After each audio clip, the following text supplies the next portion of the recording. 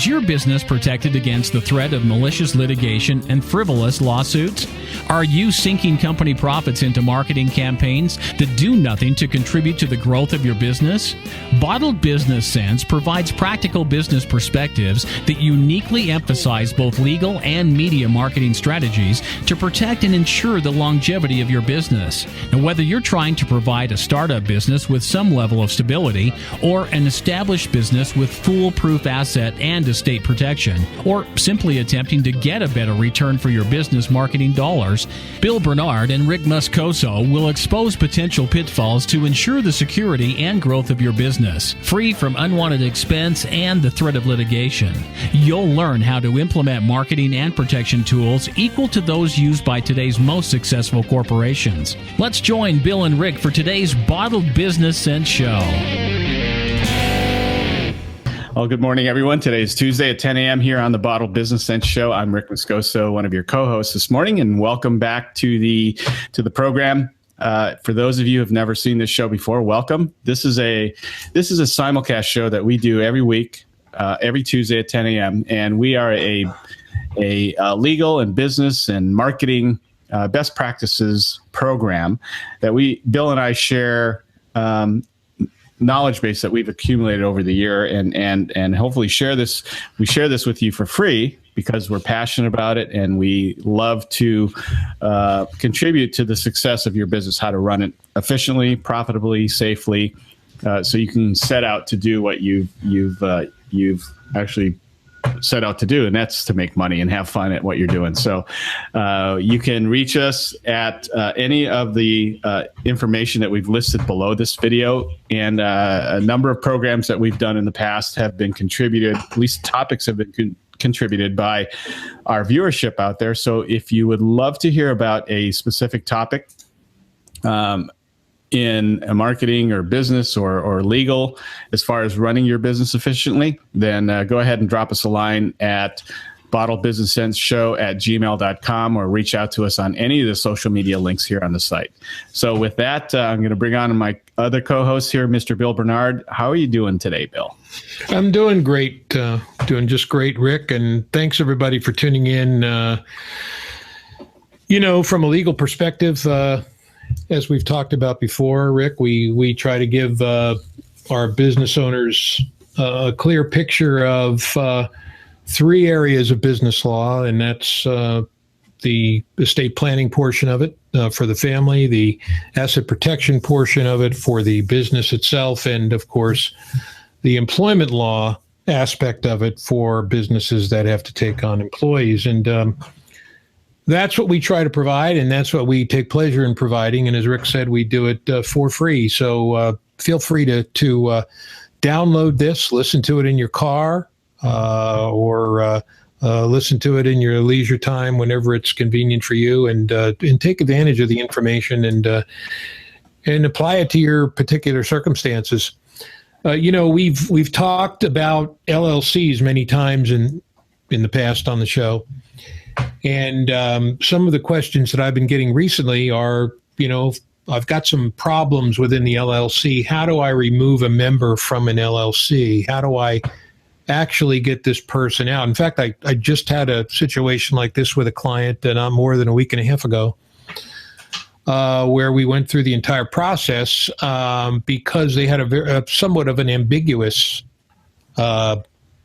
arrangement. That is an agreement that was in place that really wasn't very specific. So we had to work through a number of things. So I thought I'd provide, in, I don't know, maybe your five or so easy steps, what you can do if you have an LLC and how you can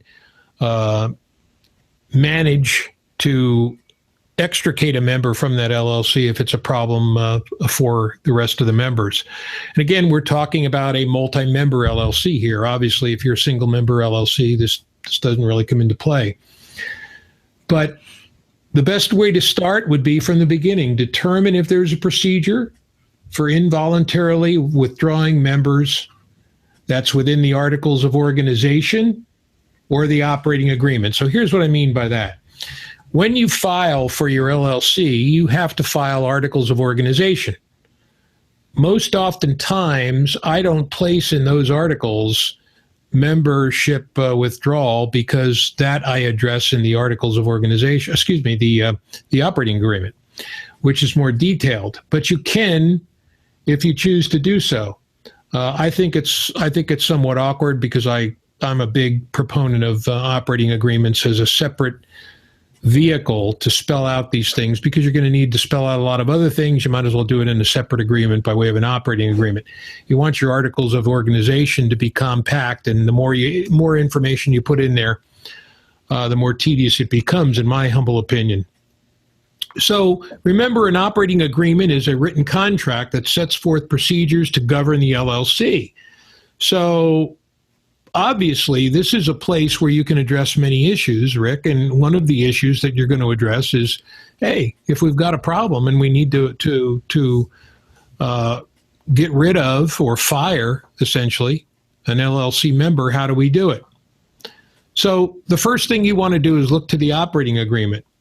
And the second step would be to utilize the voting procedure contained in the articles of organization, as I said, or the operating agreement, which I prefer, because if there's a procedure for forcing LLC members to withdraw, this procedure can be followed. Otherwise, you have to resort to court action. So place the withdrawal methods in the operating agreement, number one, and then follow whatever procedure or voting procedure you have to vote out a member in step two. That's the two critical beginning stages. And again, if you don't have this, then you're going to have to go to court, and you're going to have to petition the court, because you're going to have a problem on your hands if a member decides he doesn't want to withdraw. Now, wouldn't it be good practical operating procedure when you do write up the LLC or the corporation, that you have these procedures in place? In the operating agreement, you mean, like I mentioned? Yeah. Yeah. I mean, yeah. Why would a good business attorney not do that? Well, no, the question isn't why would a good business attorney not do it, because a good business attorney would do it. The question is, why would somebody go online and set these things up and pay less money and not have an attorney's advice, and then, of course, not have an operating agreement? That's the real question. And we have many DIY people out there today. And I don't want to insult do-it-yourself people. There are plenty of them out there who realize what they need and what they want to do, but that doesn't mean they shouldn't have the advice of counsel at any time.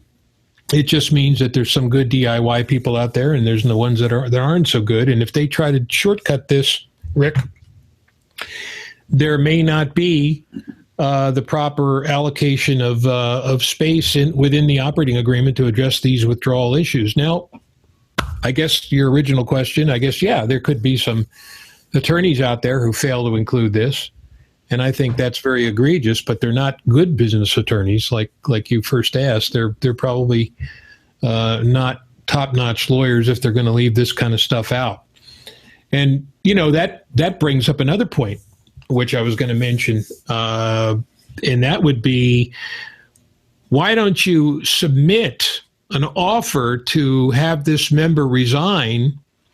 You can do that whether you have provisions in the operating agreement for withdrawal or even if you don't. But the one critical thing you must remember, folks, when you do that, when you make an offer to have him resign voluntarily, or where you vote him out, under any circumstances, that person is entitled to a share of the profits that represent his asset value within the LLC. You can't just vote somebody out without settling up with him. That person, him or her, has to be offered their fair value share, their fair share. So what typically would happen, if you don't have this in your agreement, or perhaps if you do and you want to shortcut any formal kind of action, you may say, for example, hey, Rick, I'm going to offer a buyout to you. And what I'm going to do is I'm going to pay you your fair share in order to allow this to be a voluntary process. In other words, rather than voting you out or firing you, we're going to allow you to resign. And it makes it maybe less or more palatable, I should say, for certain members of LLCs, depending on what the nature of your relationship was. So that would be the way to do it. And remember, under any circumstance, you're going to have to pay this individual his financial share. The final way to do this, Rick, as I mentioned or touched upon earlier, is to petition the court for judicial dissolution of the LLC if a member is unwilling to withdraw and it's become impossible to deal with, because you may not have this provision in your operating agreement to vote him out, but even if you do, he may start causing problems and refuse to leave. Then you're going to have to petition the court. But more often than not, the petition for the court that come into play is where you don't have the proper provisions in your operating agreement to vote somebody out. They don't want to take a voluntary resignation. You have procedures in the operating agreement to vote him. You don't have procedures in the operating agreement to vote him out. Now those two things have failed. You need to go and petition the court. You must remember that oftentimes the court may say, hey, we're going to dissolve this LLC and wind it up. That means we're going to pay everybody what they're due in the LLC, and now the remaining members who still want to do business together, most often than not, will have to then form a new LLC and continue to conduct business under a new name. Now, or a variety of a certain, using a similar name or whatever it might be that's available. But the point you must remember here is not to make any new contracts with any client or customer when you're in the midst of trying to settle this issue with the existing LLC member, most especially if you're in the middle of a court battle to dissolve the LLC. You don't want to create any new liabilities or anything like that on your behalf when things are up in the air like that. So that's essentially the way it needs to be handled. Remember that the ability to fire a member of an LLC depends on the operating agreement. It should provide a procedure in which to do so. Instead, an operating agreement may allow a member to be involuntarily removed only if another member buys out his interests in the business. And that's the combination here. The operating agreement allows for the procedure. That's what you want optimally.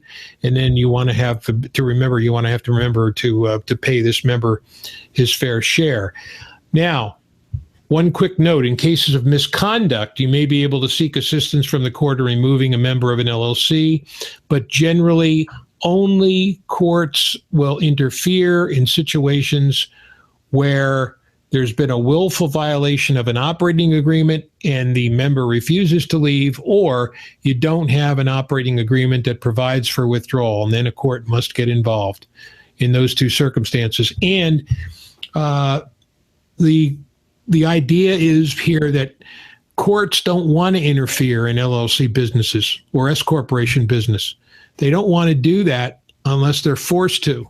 So they urge you, as long as you're within the bounds of the statutes, you can create an operating agreement for your company that is very, very liberal in the sense that you can insert just about anything you need to put in there as long as it's within the bounds of the law. Courts don't want to get involved unless they absolutely have to. So I hope that's kind of made clear or driven home the point that an operating agreement is just so critical when you have a multi-member LLC. Yeah. Well, this is great information, again, as to, like we talked about at the top of the show, how to protect your business correctly. And whether it's your existing business attorney or a guy like Bill, who is fabulous when it comes to setting up your entities, this is very important information.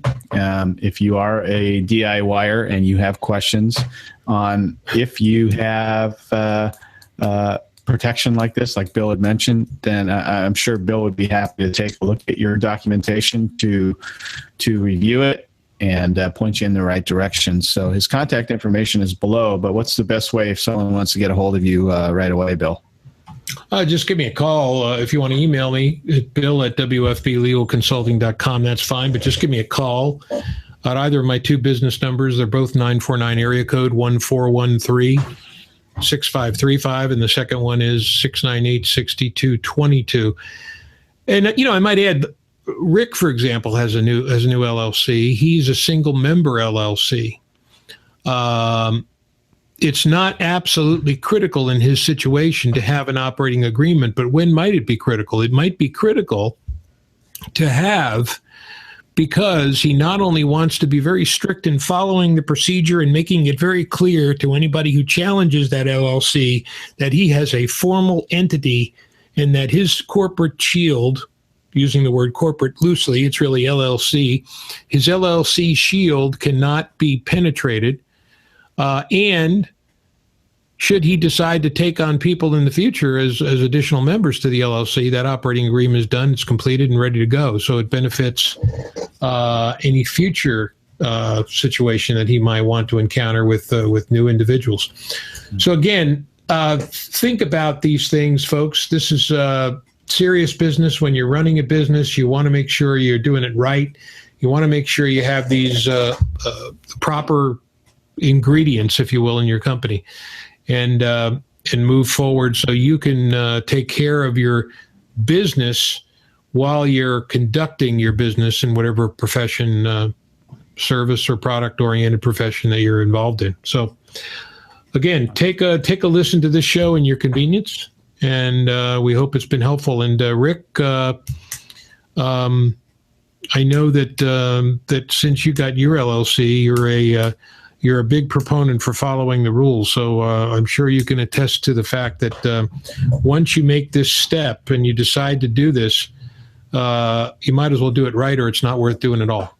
Yeah, absolutely. Absolutely. So if you need any more details regarding this, then reach out to Bill. We also have other episodes here on the website in regards to the benefits of enticizing. And it's actually one of our very first episodes that we did a couple of years ago. So take a look at that. Very, very important and critical information.